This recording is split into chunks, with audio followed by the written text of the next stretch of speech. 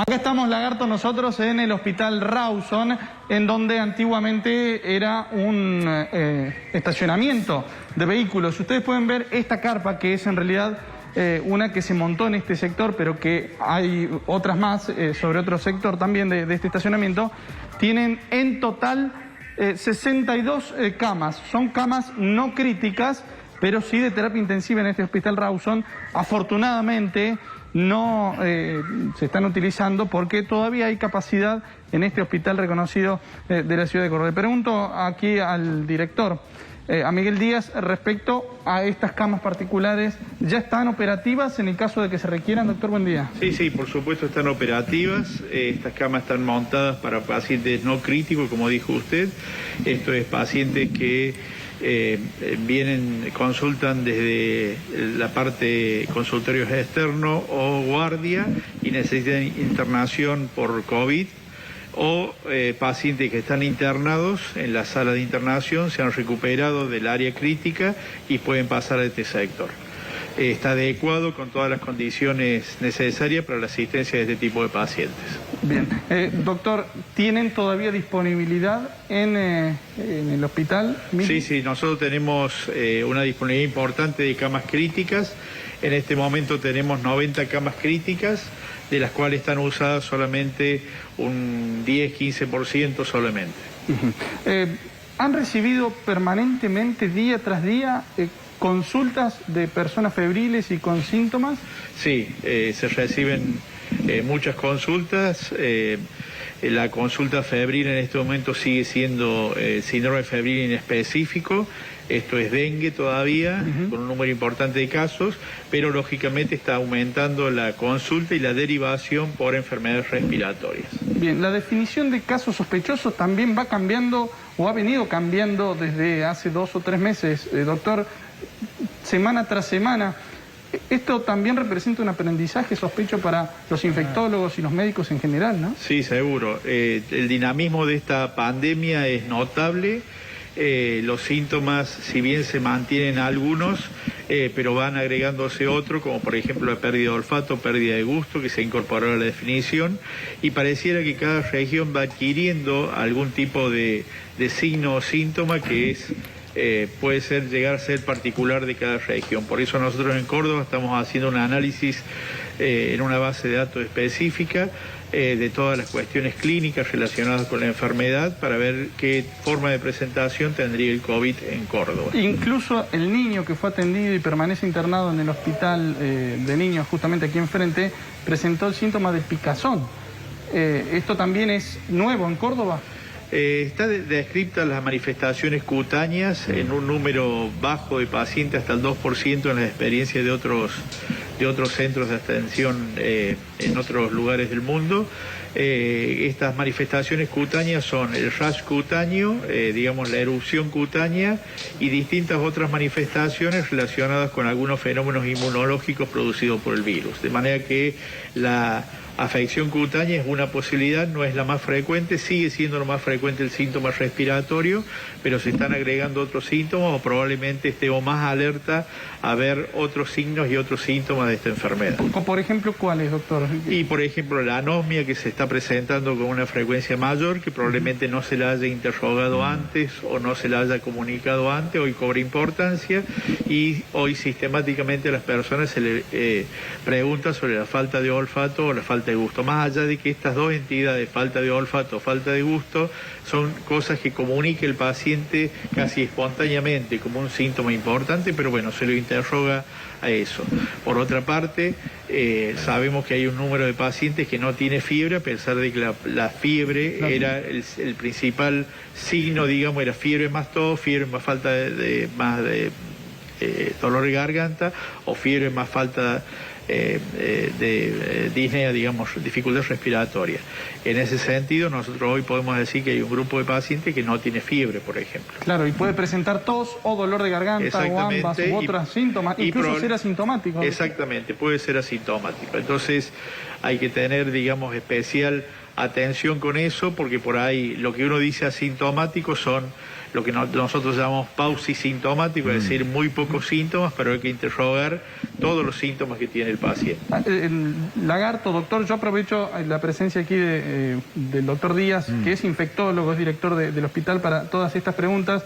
Y le pregunto también si los síntomas, primero establecidos como que se podían ir o menguar a partir del día 14 de la enfermedad en nuestro cuerpo, ¿esto puede estirarse un poco más, doctor? Sí, nosotros siempre hablamos de término medio, tanto en lo que es la incubación de la enfermedad, en el tiempo de presentación, en el tiempo de negativización de los análisis, son todos términos medios. Hay personas que escapan a este término medio y hay extremos, digamos, menos periodo sintomático y también pacientes que están con más periodo sintomático.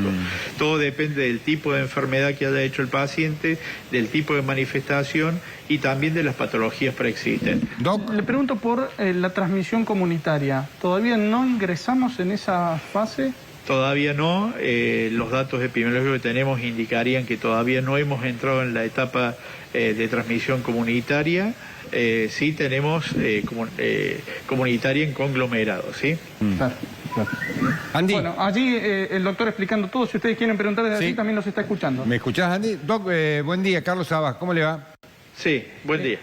Hola, Carlos, ¿cómo le va? Bien, la primera pregunta es, y tiene que ver con lo que el Lagarto recién planteaba acerca de la importancia que tenían que ver con los recuperados, con los pacientes que se habían recuperado. La primera pregunta es, ¿cuáles son los criterios para decir que un paciente está recuperado de coronavirus? Bien, el criterio fundamental es clínico, pero también microbiológico, es decir, hoy, digamos, todas las definiciones indican que la persona debe tener 2 hisopados negativos con diferencia de 24 horas para darle el alta definitiva al paciente. No obstante, para algunos organismos, por ejemplo el Ministerio de Salud de la Nación, indica un hisopado en algunos pacientes, sobre todo en el paciente leve, un hisopado más un control posterior por 14 días para darle el alta definitiva. Nosotros estamos extremando esta medida y estamos haciendo 2 hisopados para darle el alta al paciente. Digo esto en función, Miguel, del... 2 hisopados negativos tenemos. Sí. Digo esto en función de la utilización de esto que están haciendo en hemoderivados con el tratamiento del plasma, digo, porque para poder usar ese plasma el paciente tiene que estar negativo. ¿Cómo viene la evolución si ustedes están en contacto con la gente de hemoderivados? Porque eso sería un tratamiento realmente efectivo, ¿no? Sí, estamos en contacto. De hecho, toda esta investigación, digamos, se trató inicialmente en lo que es el COE, en la parte clínica del COE. Usted sabe que, o vos sabés que hay, digamos, la Nación dispuso que 4 regiones participaran en el protocolo de plasma convaleciente y en la extracción de plasma, siendo Córdoba, por la presencia del Laboratorio de Hemoderivados de la Universidad Nacional de Córdoba, un eje importante en esta tipo de tratamiento que se puede llegar a hacer, porque también está la gamma globulina hiperinmune, que es el único lugar en América que se puede sintetizar esta gamma globulina hiperinmune para el COVID. Muy bien, Lagui.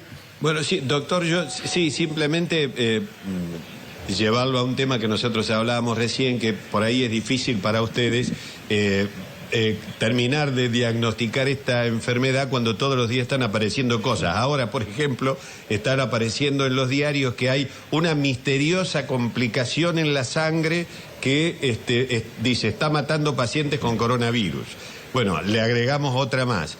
Y hay otra noticia que acaba de aparecer que los israelíes aseguran que la propagación del coronavirus se reduce a casi 0 luego del día 70. Yo lo que quería preguntarle, me imagino el lío que deben tener ustedes en la cabeza con este cúmulo de informaciones que en realidad científicamente no están comprobadas y que son todas estimaciones sobre la marcha.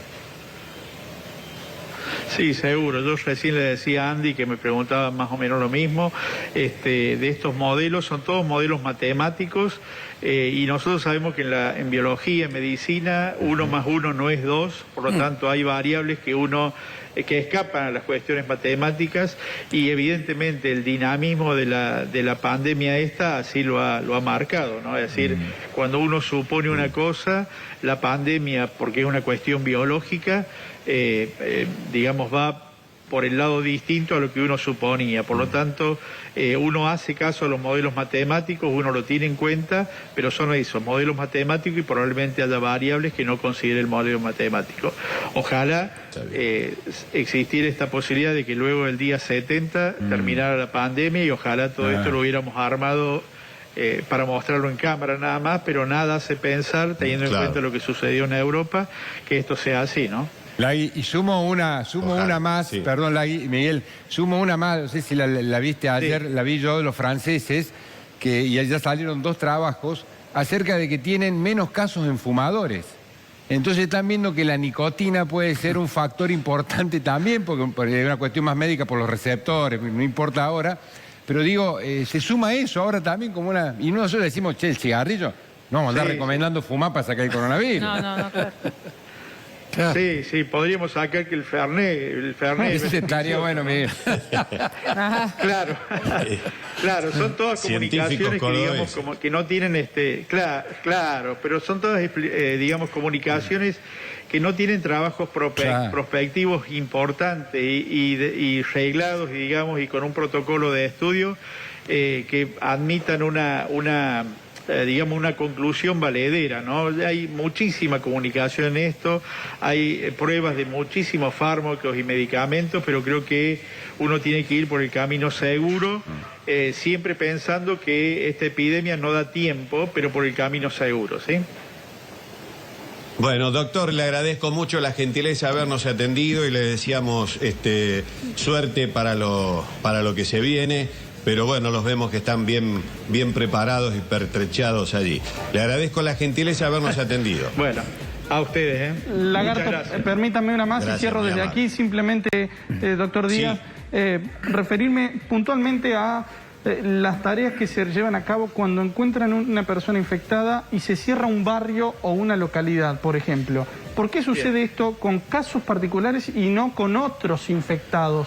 Bien, en realidad tiene que ver esto con la geolocalización de las personas.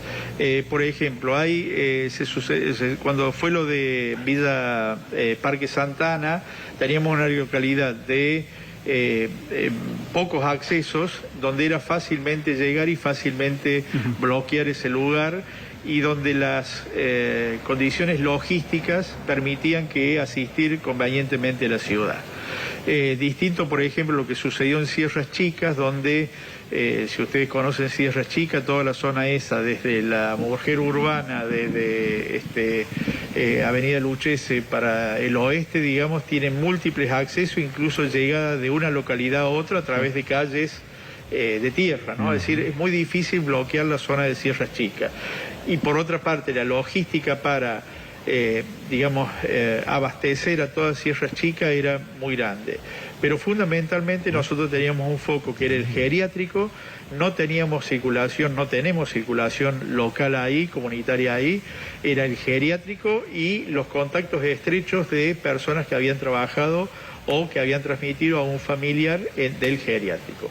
Pero quedó ahí, es decir, no hay transmisión local comunitaria ahí. Entonces, era el geriátrico y se hizo todo en el geriátrico para tratar de contener el foco ahí. Lógicamente, tenemos que tener en cuenta en el geriátrico que hubo un periodo de incubación probablemente prolongado que no se advirtió, y nosotros asistimos al primer caso con otras personas ya contagiadas, porque cuando hicimos la primera investigación ya había residentes en el geriátrico y personal del equipo de salud contagiado, de manera que